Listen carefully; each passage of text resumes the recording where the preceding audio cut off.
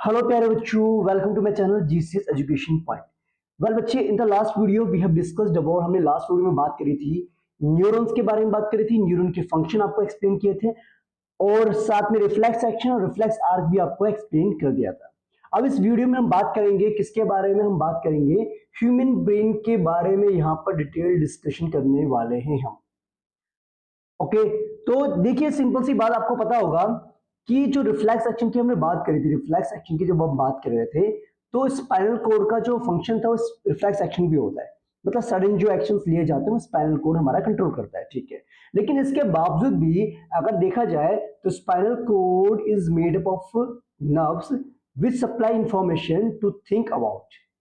Thinking involves more complex mechanism and neural connections. Actually में होता क्या है कि जो नर्वस सिस्टम की बात कर रहे हैं हम, तो उसमें क्या होता है कि जो स्पाइनल कोड आपका है ना, उसमें बहुत सारे न्यूरॉन्स कनेक्टेड होते हैं जो कि बेसिकली क्या करती हैं, इंफॉर्मेशंस को ब्रेन में सेंड करती हैं और वहां से थिंकिंग प्रोसेस हमारा स्टार्ट हो जाता है। ओके, ब्रेन की अगर बात करें तो ब्रेन हमारा जो है main coordinating centre of the body होता है। ओके, जैसे कि मैंने यहाँ पर फ्लो चार्ट बना रखा है, आप देख सकते हैं। नर्वस सिस्टम की बात करें तो दो कैटेगरीज में डिवाइड करते हैं, तो है सेंट्रल नर्वस सिस्टम, एक होता है पेरिफेरल नर्वस सिस्टम होता है। सेंट्रल नर्वस सिस्टम में इंक्लूड होता है आपका ब्रेन और स्पाइनल कोड।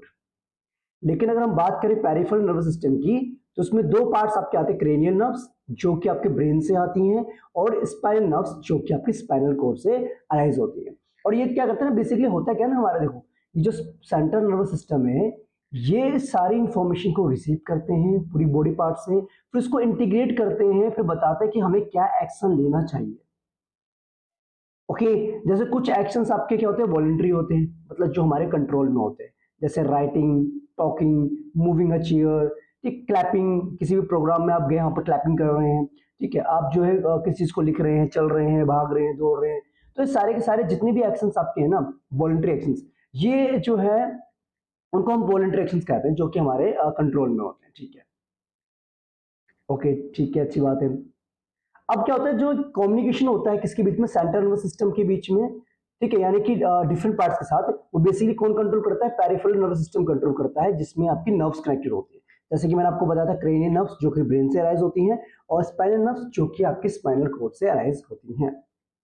अगर ब्रेन की बात करें तो ब्रेन के आपको पता होना चाहिए बेटा, तीन डिफरेंट मेन पार्ट्स होते हैं, जैसे फोर ब्रेन, मिड ब्रेन और हिंड ब्रेन। अगर हम सिर्फ फोर ब्रेन की बात करें तो fore brain main thinking part होता है ब्रेन का, और यहां पर क्या होता है, sensory impulse, it has regions which receive sensory impulse from various receptors, separate areas of fore brains are specialised for hearing, smell, sight and so on. Actually में होता है क्या, अलग अलग जो पार्ट्स है ना फोर ब्रेन के, उनका अलग अलग फंक्शंस होता है। ओके, ठीक है, जैसे कि आपको पता है ये इंफॉर्मेशन स्टोर करने में भी हेल्प करता है, मेमोरी को स्टोर करने में हेल्प करता है आपका फोर ब्रेन। ओके, और एक पार्ट होता है फोर ब्रेन का जो कि आपको बताता है किसके बारे में, हंगर के बारे में, ठीक है, सेपरेट पार्ट होता है फोर ब्रेन का आपका। ओके, अब लेकिन मेरा बात बताता है आपको, जो फोर ब्रेन हमारा है ना, वो मेन थिंकिंग पार्ट आपका होता है, जो कि आपके वॉलंटरी एक्शंस को क्या करता है, कंट्रोल करता है, वॉकिंग, टॉकिंग, राइटिंग, ये सब आपके फोर ब्रेन कंट्रोल करता है। ओके, और फोर ब्रेन की अगर बात करें बेटा इसके ना, आपके दो पार्ट होते हैं, एक तो होता है सेरेब्रम। सेरेब्रम सबसे बड़ा पार्ट होता है ब्रेन का, जो आपके senses, emotions, speech, learning, reasoning, इन सबको क्या करता है, कंट्रोल करता है। ओके, यानी कि सेंसेस मतलब जैसे विजन हो गया, हियरिंग हो गया, टेस्ट हो गया, सारी चीजें जो है ना सेरेब्रम के अंदर ही आ जाती है। ओके, जितना भी रीजनिंग वाला पार्ट होता है, कि अगर सपोज कीजिए मैं आपको बता रहा हूँ कि सेरेब्रम के बारे में बता रहा हूँ, तो आप जो इसके बारे में सोच रहे हैं, समझ रहे हैं, आपके अंदर कुछ डाउट्स आ रहे हैं, तो रीजनिंग वाले जो कॉन्सेप्ट होता है वो सेरेब्रम ही कंट्रोल करता है। दूसरी बात, स्पीच मतलब यहाँ पर यह है कि जो बोलना होगा, जैसे मैं कुछ बोल रहा हूँ, मैं आपको समझा रहा हूँ, एक्सप्लेन कर रहा हूँ, तो यहाँ पर जो स्पीच है ना वो कंट्रोल करता है, मेरा सेरेब्रम वाला पार्ट कंट्रोल करता है। दूसरा पार्ट जो आता है आपका फोर ब्रेन में होता है हाइपोथैलेमस, ठीक है। हाइपोथैलेमस, ये वाला जो पार्ट आपको दिख रहा है, इधर वाला पार्ट, ये हाइपोथैलेमस आपका है, ये आपकी स्लीप को रेगुलेट करता है, कंट्रोल करता है बॉडी टेम्परेचर को, हंगर को कंट्रोल करता है। जैसा बताया था ना मैंने अभी आपको, फोर ब्रेन के एक पार्ट है जो हंगर क्या करता है, आपको कंट्रोल करता है। ओके, ये क्या करते हैं ना, send instruction to produce hormones. Actually होता है क्या, हाइपोथैलेमस क्या करता है, इंस्ट्रक्शन को सेंड करता है। जैसे अगर हमारे बॉडी में टेम्परेचर, ठंड का मौसम है ना, और ठंड में क्या होता है, हमारी बॉडी का टेम्परेचर जो है अगर बढ़ाना है, तो इसके लिए ना हाइपोथैलेमस क्या करता है, कुछ इंस्ट्रक्शन सेंड करता है ताकि वो हार्मोन्स प्रोड्यूस कर सके हमारी बॉडी और हमें ठंड कम लगे। ठीक है, तो हमारी बॉडी के टेम्परेचर कंट्रोल करने के लिए हाइपोथैलेमस इंस्ट्रक्शन सेंड करता है इसके पास, ताकि हमारी बॉडी कुछ हार्मोन्स को रिलीज करे और उसे कंट्रोल किया जा सके। डन और नोट, ये तो होगी बेटा फोर ब्रेन की बात। लेकिन अगर हम बात करें कि मिड ब्रेन और हिंड ब्रेन की बात करें, तो ये ना इनवॉलेंट्री एक्शंस को कंट्रोल करता है। इसको कंट्रोल करते हैं, इनवॉलेंट्री एक्शंस को कंट्रोल करते हैं। और इनवॉलेंट्री एक्शंस में जैसे मिड ब्रेन की अगर बात करें तो ये विजन, हियरिंग, मोटर कंट्रोल, मतलब जैसे आपकी मसल्स को कंट्रोल करना, और आपकी प्यूपिल के साइज को भी कंट्रोल ये करता है। प्यूपिल का साइज आपने पता होगा ना बेटा, जैसे अगर ब्राइटनेस ज्यादा है, लाइट की ब्राइटनेस अगर ज्यादा है तो प्यूपिल का साइज छोटा हो जाता है, अगर ब्राइटनेस कम है तो प्यूपिल का साइज बढ़ जाता है। तो उसे कंट्रोल कौन करता है, मिड ब्रेन करता है, जो कि हमारा ये वाला पार्ट है। ठीक है, ओके। आपको जो ये वाला पार्ट जो मिड ब्रेन वाला कौन सा आपको समझ में आ गया होगा। अब बात करते हैं हिंड ब्रेन की, बात करते हैं, ये भी इनवॉलेंट्री एक्शंस को कंट्रोल करता है, लेकिन इसके तीन पार्ट्स आपके, एक तो पोन्स हो गया, मेडुला हो गया और एक सेरेब्रम हो गया। पोन्स की बात करें, ये जो पोर्शन आपको दिख रहा है यहाँ पर पोन्स वाला, ये रेस्पिरेटरी सिस्टम को हमारे कंट्रोल करता है, यानी कि जो ब्रीथिंग की रिदम होती है ना सर, सांस लेना सांस छोड़ना, तो ये सारा जो कंट्रोल करता है हमारे रेस्पिरेटरी सिस्टम को, ये पोन्स करता है। मेडुला की बात करें तो मेडुला हमारी बॉडी में blood pressure, salivation, vomiting, heart beat भी हमारा मेडुला ही कंट्रोल करता है, मेडुला। ठीक है, और दूसरी बात अगर बात करें सेरेब्रम की, तो सेरेब्रम का आपको बता दूं मैं, यहाँ पर मैंने मेंशन भी किया हुआ है, यहाँ पर सेरेब्रम बेसिकली क्या करता है, आपके पोस्चर और बैलेंस को मेंटेन करने में हेल्प करता है। ओके, ठीक है, जैसे आप वॉकिंग स्ट्रेट लाइन, एक सीधी लाइन में आप चल रहे हैं, riding a bicycle, picking up a pencil. Okay, जैसे आप देखोगे ना, अगर किसी ने ड्रिंक कर रखी है किसी पर्सन ने, तो उसका क्या ना, वो एक्चुअली प्रॉपर तरीके से चल नहीं पाता है, हाँ, या तो इधर चला मैं उधर चला वाला कॉन्सेप्ट चलता है उसका, है ना। तो एक्चुअली वो क्या होता है, वो बिकॉज ऑफ द सेरेब्रम की वजह से होता है कि सेरेब्रम उसका प्रॉपर्ली वर्क नहीं कर रहा होता है। ये जो पार्ट दिख रहा है आपको, पूरे वाला पार्ट, ये सेकंड लार्जेस्ट पार्ट है आपका ब्रेन का।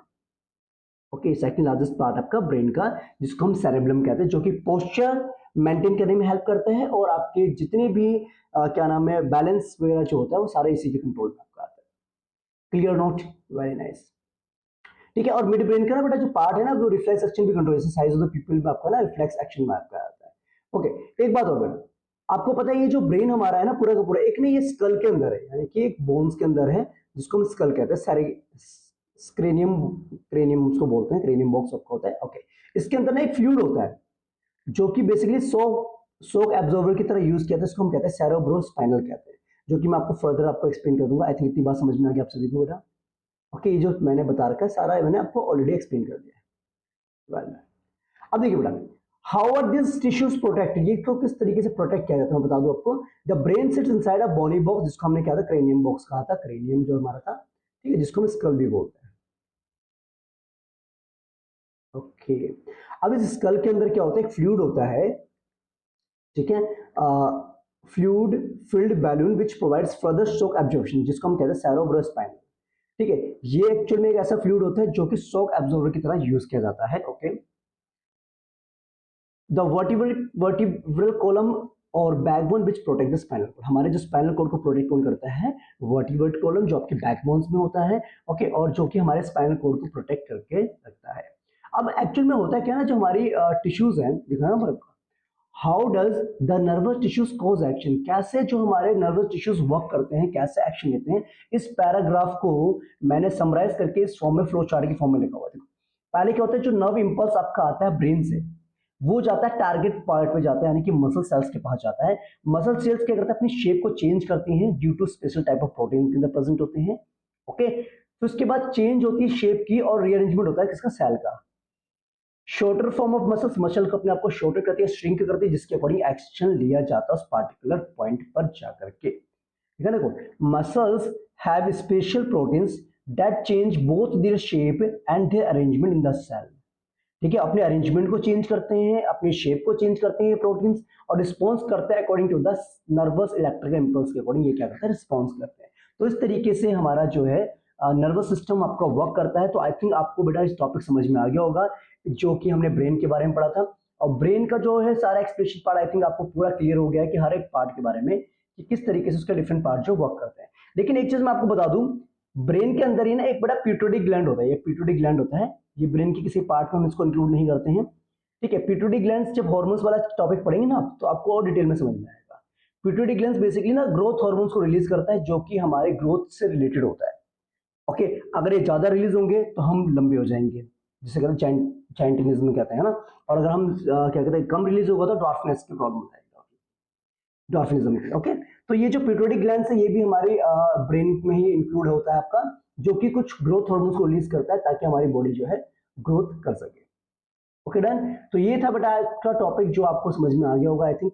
तो नेक्स्ट वीडियो में हम बात करेंगे प्लांट्स के बारे में, किस तरीके से प्लांट्स जो कोऑर्डिनेट करते हैं और उनका जो हार्मोन्स वगैरह किस टाइप से वो वर्क करते हैं।